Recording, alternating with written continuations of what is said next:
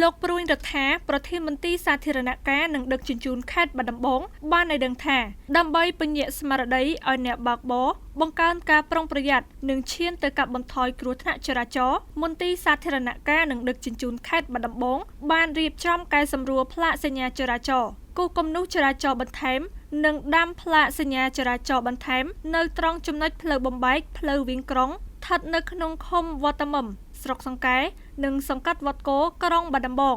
លោកព្រួយរដ្ឋាបានសំណូមពរដល់អ្នកធ្វើដំណើរតាមផ្លូវវាងក្រុងឆ្លងកាត់លើស្ពានកំពង់អំពិលមកជិតផ្លូវបំបែកមកបាណន់សូមមេត្តាបន្ថយល្បឿនព្រោះខាងមុខជាតំបន់គ្រោះថ្នាក់និងចូលរួមគោរពច្បាប់ចរាចរណ៍ទាំងអស់គ្នា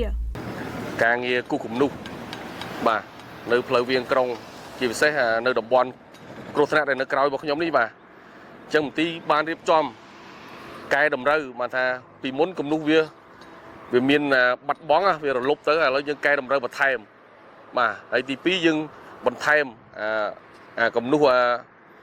បញ្ញាក់ស្មារតីបាទបញ្ញាក់ស្មារតីយើងដាក់និយាយទៅ50ម៉ែត្រមុនទៅដល់ទីតាំងគ្រោះថ្នាក់នោះគឺ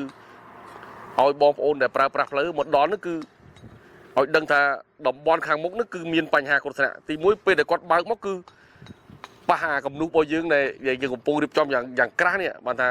ឲ្យញាក់ស្មារតីរបស់គាត់បាទហើយទី2ឲ្យគាត់មកដល់តំបន់នោះឲ្យគាត់ពិនិត្យមើលផ្លាកសញ្ញាបាទនេះក្រុមការងារបានដំឡើងផ្លាកសញ្ញាប្រយ័ត្នគ្រោះថ្នាក់បានថាទៅតំបន់ខាងមុខនោះគឺយើងឲ្យចូលរួមប្រយ័ត្នទាំងអស់គ្នាបាទអញ្ចឹងពេលទៅដល់ហើយយើងក៏មានផ្លាកសញ្ញាទៀត40ល្បឿនមកថាយើងទៅដល់នោះយើងបង្អន់អស់តែ40បាទបន្ទាប់ពីនោះហើយក៏មានផ្លាកសញ្ញាឈប់ទៀតអញ្ចឹងយើងទៅដល់នោះមុននឹងបត់ឆ្វេងអត់យើងឈប់មើលសិនបាទឈប់មើលតែមានឡានមកព្រឹងជើងខាងលិចខាងកើតអត់បើអត់មានចាំយើងឆ្លងបន្តទៅមុខបាទហើយខ្ញុំបានក៏សំណូមពរដល់បងប្អូនជាពលរដ្ឋដែរពេលដែល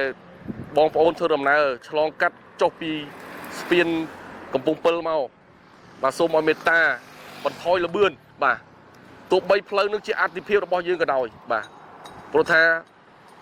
យើងដាច់ខាតគឺសំណូមពរសូមឲ្យគាត់បន្ថយល្បឿនបានថាបើសិនជាគាត់មិនបន្ថយល្បឿនទេកត្តាគ្រោះថ្នាក់នឹងមានយ៉ាងខ្ពស់ហ្មងបាទបើសិននៅក្នុងករណីបើដល់ស្ពានគាត់អាចបន្ថយល្បឿនតាម30មក40ទៅគាត់មើលឆ្វេងមើលស្ដាំហើយយើងនឹងអាចជួយសម្រាលកាត់បន្ថយគ្រោះថ្នាក់ចរាចរណ៍នៅផ្លូវបំបែកខាងមុខបានហើយមួយទៀតដែរសូមឲ្យគាត់ចូលរួមគ្រប់ច្បាប់បាទដែលមន្ទីរជំនាញរបស់យើងបានដាក់បាទបានដាក់ផ្លាកអស់ហើយបាទបានដាក់ផ្លាកជាច្រើនទាំងផ្លាកបន្ថយល្បឿនផ្លាកឲ្យឈប់ហើយឲ្យពេលទៅដល់ឲ្យយើងពិនិត្យឆ្វេងពិនិត្យស្ដាំឲ្យថែមយើងគំនុះជាច្រើនទៀតដែលមន្ទីរចាប់ផ្ដើមកែសម្រួលបន្ថែមទៀតបាទដូចជាក់ស្ដែងនេះកំពុងតែចាប់ផ្ដើមយើងធ្វើអត់ទាន់បានចប់ជា 100% តែសង្ឃឹមថាក្រោយពេលគំនុះនេះបានបញ្ចប់ហើយនឹងផ្លាកសញ្ញារួចរាល់ទីតាំងឯនេះនឹងអាចកាត់បន្ថយគ្រោះថ្នាក់ចរាចរណ៍ជូនបងប្អូនជាពលរដ្ឋជាមួយគ្នានោះលោកព្រួយរដ្ឋាបានបង្ហើបឲ្យដឹងថាអង្គការចៃការរបស់ជប៉ុនដែលជាម្ចាស់គម្រោងអភិវឌ្ឍផ្លូវជាតិលេខ5និងផ្លូវវាងក្រុងបាត់ដំបងនឹងផ្ដល់ភ្លើងស្តុបចំនួន7ទីតាំងដើម្បីបង្កលក្ខណៈងាយស្រួលដល់បងប្អូនប្រជាពលរដ្ឋក្នុងការធ្វើចរាចរណ៍ព្រមទាំងបញ្ជៀសបាននៅគ្រោះថ្នាក់ចរាចរណ៍ផ្សេងៗអាដាមសុកលូក៏បានក្រើនរំលឹកបាទឲ្យមន្ទីរក៏ដូចជា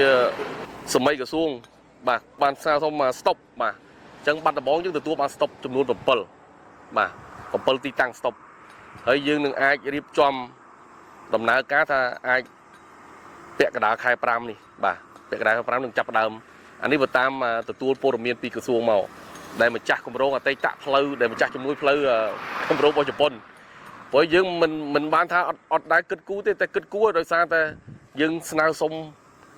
កញ្ចប់ថវិកាពីរបស់ម្ចាស់គម្រោងចៃការដែលគាត់បានជួយផ្លូវនេះឥឡូវគាត់បន្ថែមសិក្សាស្តុបរួចហើយគាត់ថានៅខែ5អាចសប្តាហ៍ទី1ឬដល់សប្តាហ៍ទី2ដើមខែ5នឹងចាប់ផ្ដើមដំណើរការសាងសង់ស្តុបបាទលោកព្រួយរដ្ឋាសង្ឃឹមយ៉ាងមុតមមថាបន្ទាប់ពីការងារកែសម្រួលផ្លាកសញ្ញាចរាចរណ៍គូសគំនូសចរាចរណ៍បន្ថែមការដាំផ្លាកសញ្ញាចរាចរណ៍បន្ថែមនិងបំពាក់ភ្លើងស្តុបបានរួចរាល់នឹងធ្វើឲ្យអត្រាគ្រោះថ្នាក់ចរាចរណ៍នៅចំណុចដែលឧស្សាហ៍ជួបគ្រោះថ្នាក់ចរាចរណ៍ញឹកញាប់ត្រូវបានកាត់បន្ថយជាអតិបរមាទន្ទឹមនឹងនោះលោកប្រធានមន្ត្រីបានអំពាវនាវដល់បងប្អូនប្រជាពលរដ្ឋទាំងអស់សូមចូលរួមគោរពច្បាប់ចរាចរណ៍បើកបរបង្កើនការប្រុងប្រយ័ត្នខ្ពស់រក្សាសណ្ដាប់ធ្នាប់ និងមានការយោគយល់អធ្យាស្រ័យគ្នាទៅវិញទៅមកដើម្បីចូលរួមទប់ស្កាត់គ្រោះថ្នាក់ចរាចរណ៍ផ្លូវគោកស្របតាមពាក្យស្លោកថ្ងៃនេះថ្ងៃស្អែកកុំឲ្យមានគ្រោះថ្នាក់ចរាចរណ៍